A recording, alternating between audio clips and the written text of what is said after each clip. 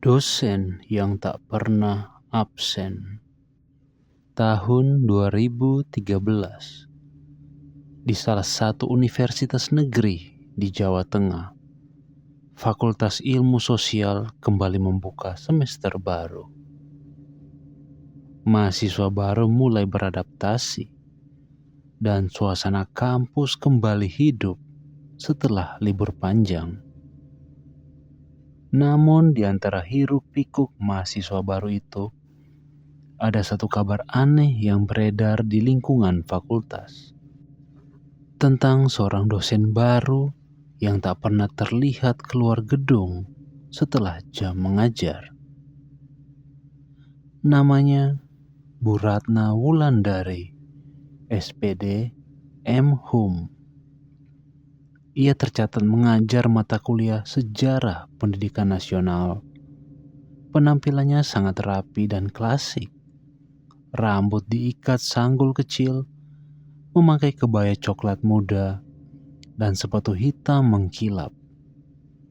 Suaranya lembut tapi tegas, dan semua mahasiswa yang diajarnya mengakui bahwa ia memiliki cara menjelaskan yang sangat mendalam. Seolah-olah ia benar-benar mengalami sendiri peristiwa sejarah yang ia ceritakan. Raka, mahasiswa semester 5, jurusan Pendidikan Sejarah, adalah salah satu yang paling sering bertemu dengannya. Bu Ratna itu hebat banget ya. Bisa hafal detail tahun dan nama tokoh tanpa lihat catatan. Ujar Lucy temannya saat mereka baru keluar dari kelas sore itu. Iya, tapi kamu sadar nggak? Dia nggak pernah bawa laptop atau bahkan HP, sahut Raka. Lucy terdiam. Benar juga, Bu Ratna hanya membawa map coklat dan sebuah buku catatan kulit usang yang tampak sangat tua. Bahkan jam tangannya pun model klasik, seperti jam 70-an. Malam itu, Raka pulang larut setelah rapat organisasi. Saat melewati gedung F, tempat kelas Bu Ratna biasanya diadakan, ia melihat sesuatu yang membuat bulu kuduknya merinding. Dari jendela kelas lantai 2, terlihat siluet seseorang berdiri di depan papan tulis. Tangannya bergerak, menulis sesuatu. Padahal waktu itu sudah hampir jam 11 malam. Raka menatap tajam. Itu Bu Ratna. Kebayanya sama persis dengan yang ia pakai tadi siang. Tapi papan tulis di dalam kelas itu sudah dihapus petugas kebersihan sejak sore. Lalu apa yang sedang ia tulis? Raka menelan ludah, mencoba mendekat. Tapi ketika ia naik tangga menuju lantai 2, lampu koridor tiba-tiba padam. Hanya cahaya remang dari jendela yang menyelinap masuk. Dan ketika ia sampai di depan kelas, ruangan itu kosong. Papan tulis bersih, dan udara di dalam ruangan dingin menusuk. Ia mundur perlahan. Jantung berdebar keras. Saat ia berbalik, terdengar suara perempuan di belakangnya. Jangan masuk malam-malam, nak. Ini bukan waktunya belajar. Suara itu lembut tapi dingin. Ketika Raka menoleh cepat, tak ada siapapun di sana. Keesokan harinya, ia menceritakan kejadian itu kepada Lucy dan teman-temannya. Mereka tertawa, mengira Rakanya lelah. Tapi anehnya, tidak ada satupun dari mereka yang tahu dari mana asal Bu Ratna sebenarnya. Ia tidak pernah terlihat di ruang dosen, tidak pernah ikut rapat fakultas. Bahkan namanya tidak ada di papan pengajar resmi yang terpasang di lobi. Raka mulai curiga dan mencoba menanyakan hal itu ke tata usaha. Bu Ratna Wulandari Saya tidak pernah dengar nama itu, Nak. Jawab petugas TU sambil membuka daftar dosen.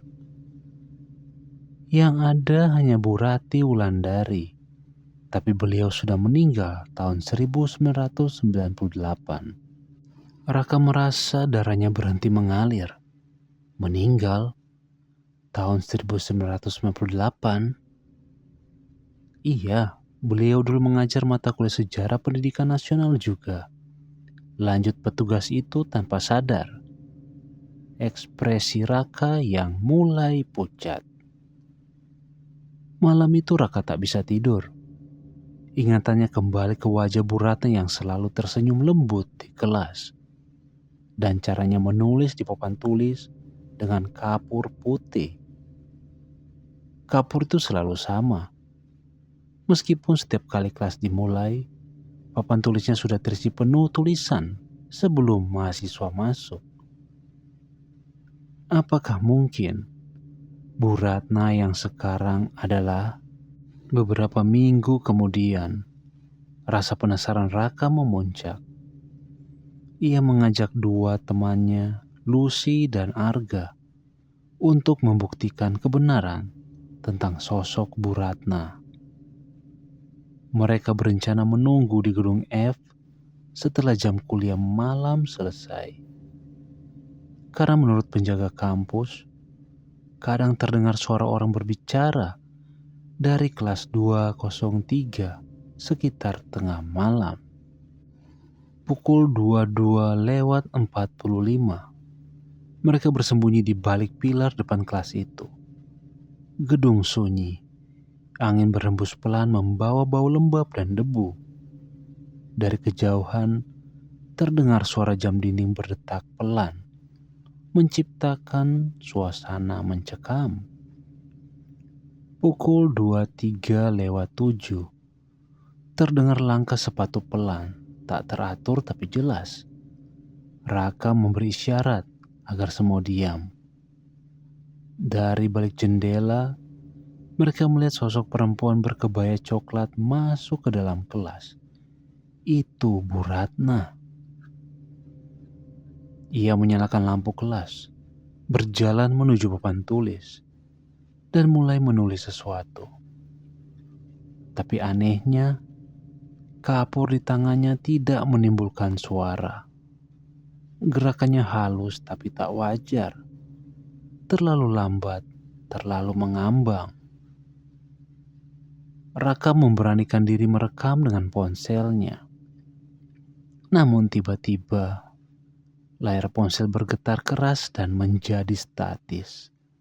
Muncul gangguan seperti sinyal rusak. Suara-suara lain mulai terdengar. Suara langkah banyak orang, seperti rapat sedang berlangsung. Mereka mendengar bisikan. Kita tidak boleh bubar sebelum tugas selesai. Masih banyak data sejarah yang harus disusun. Namun saat mereka intip ke dalam, hanya Bu Ratna seorang diri yang berdiri di sana, berbicara ke arah kursi-kursi kosong, seolah sedang mengajar kelas penuh. Lucy mulai ketakutan. Rak, ayo pergi aja, ini gak beres. Tapi Raka tetap menatap ke arah papan tulis, mencoba membaca tulisannya. Di sana tertulis, jangan lupakan kami. Kami masih di sini, masih mengajar, meski kalian sudah melupakan. Tiba-tiba lampu di ruangan itu padam serentak. Dari dalam kelas terdengar suara kursi diseret. Lalu dentuman keras seperti benda jatuh. Arga panik dan menarik Raka menjauh. Namun sebelum mereka sempat turun tangga, suara perempuan memanggil pelan. Raka. Semua terdiam. Suara itu jelas, sangat jelas. Mereka menoleh ke arah suara. Dari ujung koridor, Bu Ratna berdiri memegang map coklatnya. Tapi wajahnya kali ini tampak berbeda. Pucat, tanpa ekspresi dan matanya hitam pekat seperti arang. Kalian mau belajar malam ini juga? Seketika lampu menyala semua, tapi hanya untuk menampakkan hal yang lebih mengerikan. Di dalam ruangan kelas, kursi-kursi sekarang duduk penuh dengan sosok-sosok transparan seperti mahasiswa. Semuanya berpakaian putih keabu-abuan, menatap mereka tanpa ekspresi. Raka berteriak dan berlari menuruni tangga bersama teman-temannya. Mereka tidak berhenti hingga mencapai pos satpam di depan fakultas. Saat ditanya, penjaga kampus hanya menggeleng pelan. Kalian gak seharusnya ke gedung F malam-malam. Sudah dibilang berkali-kali kan? Kenapa pak? Tanya Lucy gemetar. Karena gedung itu sudah lama tidak dipakai sejak kebakaran tahun 1998. Raka menatap tak percaya. Tapi kami masih kuliah di situ tiap Kamis sore. Penjaga itu memandang mereka tajam. Tidak nak, gedung itu kosong sejak lama. Dosen yang terakhir mengajar di situ namanya Bu Ratih Wulandari. Beliau meninggal saat kebakaran itu. Raka merasakan tubuhnya lemas. Ia ingat betul, nama di jadwal kuliah tertulis Bu Ratna Wulandari. Hanya beda satu huruf. Tapi kalau memang Bu Ratih sudah meninggal di gedung itu, lalu siapa yang selama ini mengajar mereka? Setelah malam itu, Raka tidak pernah lagi melihat Bu Ratna di kampus. Namun yang aneh, nilai kehadirannya tetap ada di sistem akademik. Bahkan email pengumuman ujian akhir dari Bu Ratna Wulandari benar-benar dikirim ke semua mahasiswa kelasnya. Isi emailnya singkat. Ujian akhir akan dilaksanakan di kelas 203 hari Jumat pukul 19.00. Wajib hadir. Sebagian mahasiswa mengira itu kesalahan sistem. Tapi entah kenapa, banyak yang tetap datang, termasuk Raka. Dia ingin tahu kebenarannya sekali untuk semua. Pukul 19.00, kelas 203 tampak bersih dan terang. Meja-meja tersusun rapi. Di depan, Bu Ratna berdiri dengan senyum lembut yang sama seperti biasa. Selamat malam anak-anak. Terima kasih sudah datang. Ini pertemuan terakhir kita. Suasana hening. Tak ada yang berani bicara. Bu Ratna membagikan kertas ujian. Tapi saat Raka menerima kertasnya, ia terpaku. Karena di lembar itu tertulis namanya dengan tinta merah. Padahal ia belum menulis apapun. Bu Ratna melangkah ke depan kelas. Yang menjawab dengan jujur akan lulus. Yang mencontek tidak akan pernah keluar dari kelas ini. Seketika udara menjadi dingin menusuk. Lampu mulai berkelap-kelip. Salah satu mahasiswa di barisan belakang menjerit pelan karena melihat bayangan di dinding bergerak sendiri, seolah menulis huruf-huruf aneh. Tiba-tiba jendela menutup sendiri dengan keras. Pintu terkunci.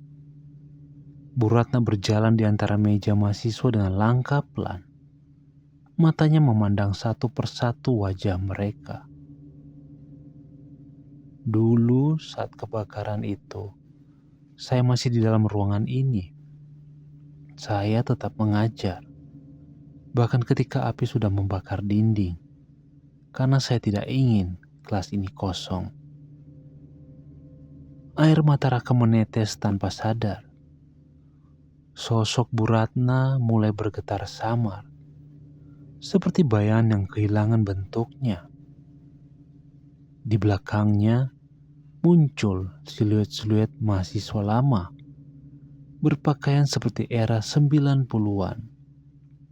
Wajah mereka terbakar sebagian, namun tetap duduk tegak dengan kertas ujian di tangan.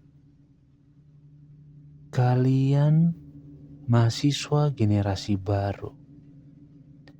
Saya hanya ingin kalian ingat pelajaran ini.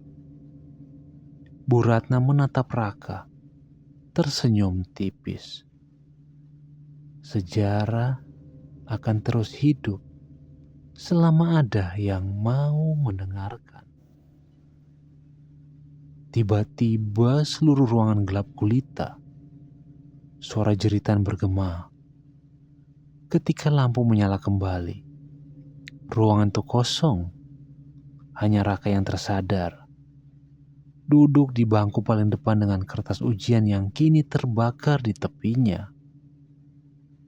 Hari berikutnya, Raka melapor ke pihak fakultas. Namun saat petugas datang di kelas 203, yang mereka temukan hanyalah ruangan berdebu dengan papan tulis retak dan meja-meja lapuk. Tidak ada tanda-tanda kelas aktif. Yang lebih aneh, rekaman CCTV di lorong malam itu menunjukkan Raka masuk sendirian ke dalam gedung yang gelap. Beberapa bulan kemudian, Raka pindah universitas. Namun sebelum ia pergi, ia sempat kembali ke fakultas lama untuk mengambil ijazah sementaranya. Di dalam map dokumen itu, terselip selembar kertas ujian dengan tulisan merah samar. Nilai akhir A.